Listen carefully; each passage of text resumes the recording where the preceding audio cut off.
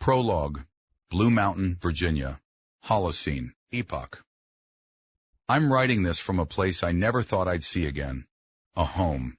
Not just any home, but a sanctuary nestled in the Blue Ridge Mountains of Virginia, where morning mist clings to ancient oaks and the air smells of pine and possibility. Outside my window, a cardinal perches on a snow-dusted branch, its crimson feathers brilliant against the white. Inside, curled beside me on a worn quilt my grandmother made 50 years ago, sleeps the most extraordinary being I've ever known. His name is Tom. To look at him, you'd see only a cat, a handsome orange tabby with amber eyes and a white bib, the kind of cat that might grace 1,000 Instagram feeds or curl up in 1,000 ordinary living rooms.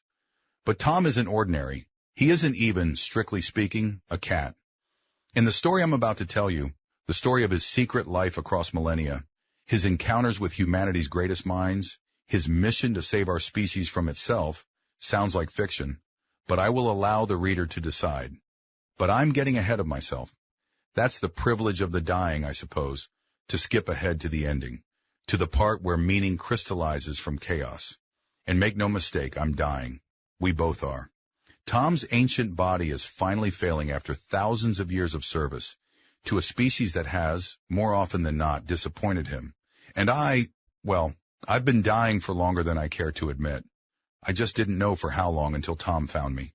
Or perhaps I should say, until Tom saved me. Let me take you back to where this really begins. Not to ancient Mesopotamia or Renaissance Italy or any of the other epics you'll encounter in these pages, but to a much more recent darkness. A personal apocalypse that unfolded not in the grand sweep of history, but in the cold, indifferent streets of Winchester, Virginia, in the coldest winter in decades. Winchester, Virginia, December 2019. The human body, I learned, can endure far more than the human spirit. I had been homeless for 8 months when I finally accepted that I was going to die. Not in some distant, theoretical future, but soon, perhaps that very night, as the temperature dropped towards single digits and my body, already weakened by malnutrition and untreated pneumonia, began shutting down. In another life, I had been a professor of comparative literature at a small liberal arts college. I had published 2 books of poetry that 17 people read. I had a mortgage, a Volvo, a wine fridge, and an unexamined absolute belief that these things constituted a life. I was in for one hell of an education. But before that life, I had been someone else entirely. I had earned a PhD in applied physics from a prestigious university. My dissertation focused on matter, antimatter reactions, and their applications. I was brilliant at it, or so my advisors told me. I had the kind of mind that could hold complex mathematical models in 3 dimensions, that could see patterns in data others missed. For a brief, shining moment, I thought I had found my calling. Then came the job search. Every position, every opportunity, every door that opened led to the same place. Military contractors, defense departments, weapons research. The applications of my knowledge were always identical: how to make things more destructive, more efficient at ending lives, more profitable for those who sold death as a commodity. I attended conferences where brilliant physicists discussed their work on missile guidance systems and nuclear warhead design with the same passion I felt for understanding the fundamental nature of reality. And I realized with a clarity that shook me to my core that I couldn't do it. I wouldn't do it. I was a pacifist, not in some abstract theoretical way, but in the deepest part of my being. I believed that violence was a failure of imagination, that every weapon created made the world less safe, not more. I couldn't reconcile that belief with a career spent making weapons more effective. So I walked away. I left the labs and the conferences and the lucrative job offers. I pivoted to comparative literature, a field where I could still use my intellect, still engage with complex ideas, still earn a living. It was a step down in prestige and salary, but it was a step toward integrity. I told myself it was enough. Then came the diagnosis. Not mine, hers. The woman I loved more than the greatest love in all of literature, more than found in the poetry of Lord Byron, more than my own breath. Stage 4 renal cell carcinoma. 6 months, they said. She lasted 4. What they don't tell you about grief is that it doesn't just break your heart. It breaks everything.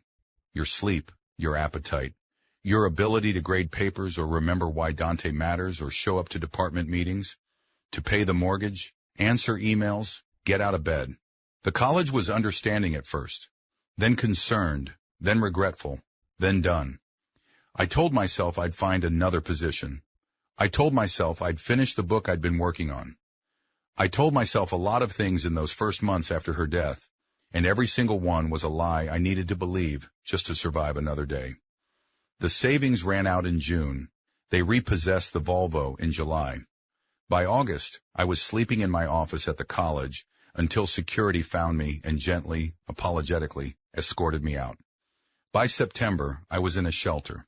By October, the shelter was full, and I was learning the geography of Winchester's underbelly, which alleys stayed warmest, which dumpsters held the best discards, when the library doors would open for shelter, and which cops would treat you like human refuge, while the rest simply looked away. There was that Sunday when, for a moment, I almost felt human again. A kind passerby handed me a $50 bill.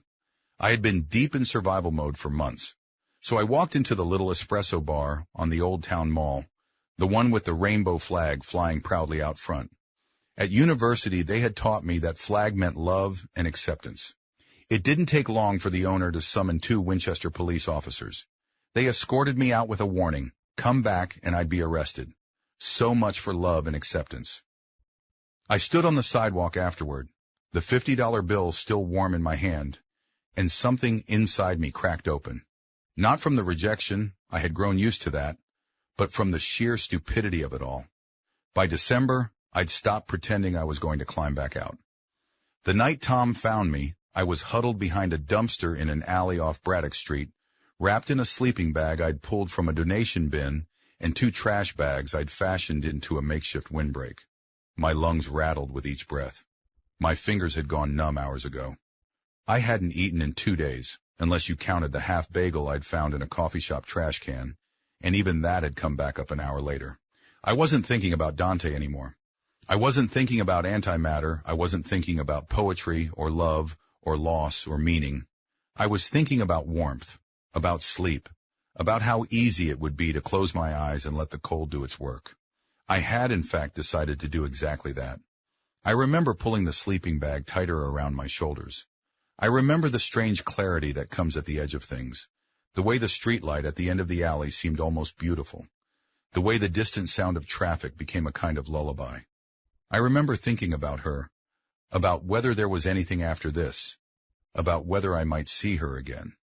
I remember closing my eyes, and then I smelled sugar cookies. The fragrance. It was impossible, absurd. I was dying in an alley, Indian Alley, which runs behind the restaurants in Old Town Winchester, Virginia, and I was smelling fresh baked sugar cookies. Not the chemical approximation of cookies, not the memory of cookies, but the real thing. Butter and vanilla and sugar, warm from the oven, the kind my grandmother used to make on Christmas Eve. I opened my eyes. At first I saw nothing. The alley was dark, the dumpster casting long shadows. Then in the pool of amber light from the distant street lamp, I saw him. An orange tabby cat, sitting perfectly still about 6 feet away, watching me with eyes that glowed with their own internal light. Go away, I croaked. My voice was barely recognizable, ravaged by cold and disuse. I don't have any food. The cat didn't move at all, just kept laser-focused on me with those luminous amber eyes. The smell of sugar cookies intensified. I blinked, wondering if I was hallucinating. Hypothermia does that, I'd read somewhere. Causes confusion, disorientation, olfactory hallucinations. This was it then, the beginning of the end.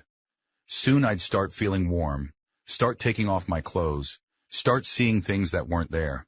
Except the cat was definitely there, and the smell was definitely real.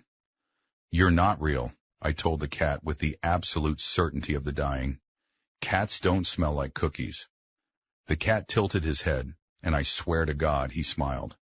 Then he stood, stretched in that languid way cats have, and walked toward me. I should have been afraid.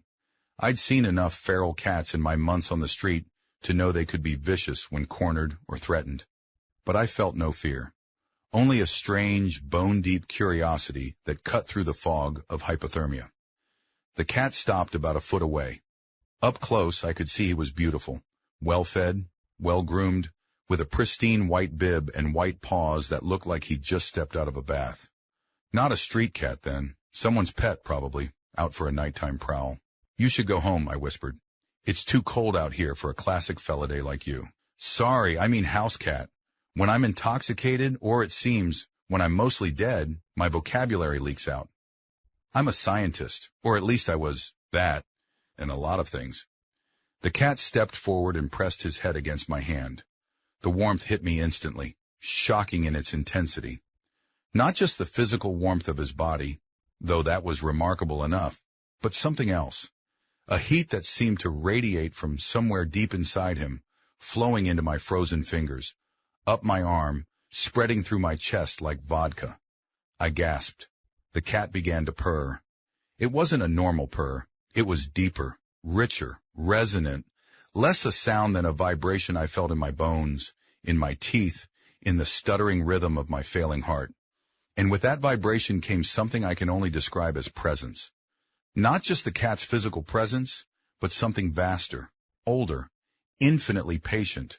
I was suddenly absolutely certain that I wasn't alone.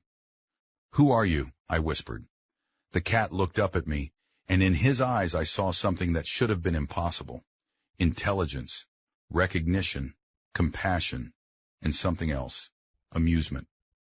Finally, a voice said in my head, not words exactly, but meaning that bypassed language entirely and settled directly into my consciousness.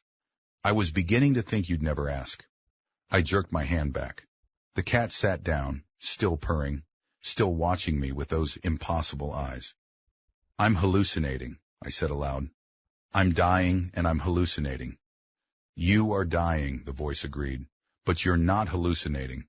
And if you'll stop being so stubborn about it, I can help with the dying part. Cats don't talk. I'm not a cat. You look like a cat." "I look like a lot of things. Right now I look like a cat because that's what you need me to be.